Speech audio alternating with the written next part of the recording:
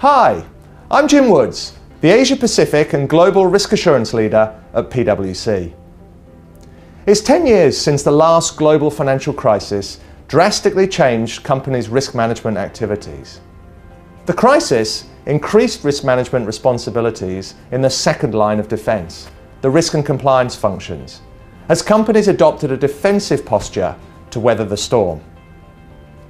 PwC's latest year-on-year risk in review data shows that responsibility for risk management activities is now shifting back to the first line of defence, which focuses on controls at the senior management and business unit level. This trend is also reflected in our Risk in Review Asia Pacific survey for 2017. Our Asia Pacific respondents are significantly more willing to increase risk management responsibility in the first line of defence compared with their global counterparts. In China and Hong Kong, the second line of defence is not well developed. Many organisations lack a formal enterprise risk management framework.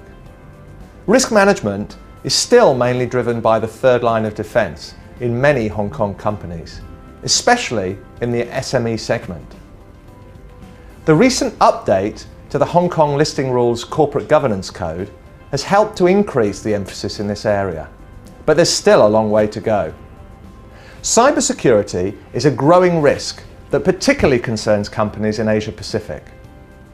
The recent global ransomware cyber attacks paralysed systems across thousands of organisations in China. These attacks have not only become more frequent, but also more fatal.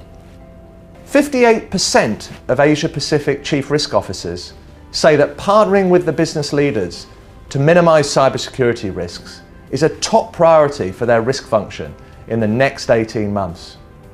Our survey also found that companies in the Asia Pacific region trail their global counterparts in having senior management support and understanding of a strong risk management strategy. As a result, the region also lags in having risk management teams provide proactive advice and guidance to business functions. These are the areas where CROs can take a leadership role to improve their organisation's overall approach towards risk management. How can companies in Asia Pacific, particularly China and Hong Kong, shift to manage risk from the first line? We suggest a 5-step solution.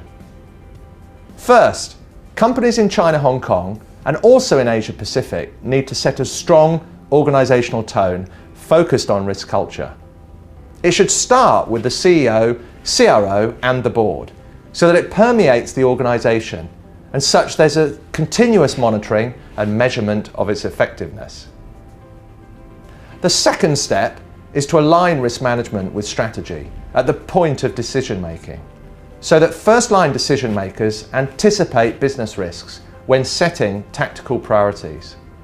Different industry sectors are at different levels of maturity in risk management. The financial services sector, for example, has well-developed risk management systems.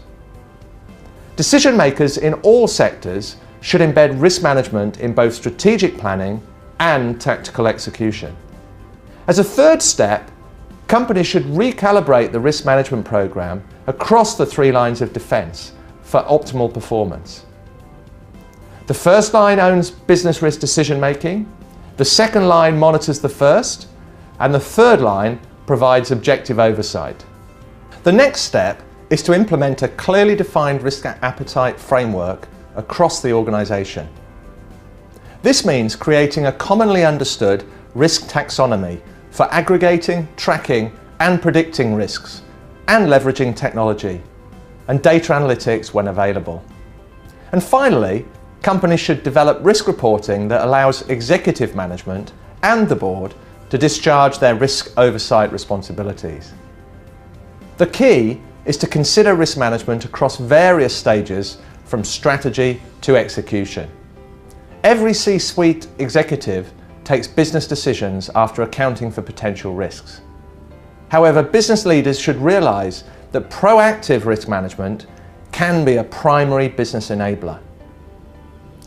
Clearly, risk management is an imperative which needs urgent attention in today's volatile business environment. It's time for the first line of defence to take greater ownership of risk management, rather than relying on the second and third lines to catch things. Is your organisation ready to manage risks from the first line of defence?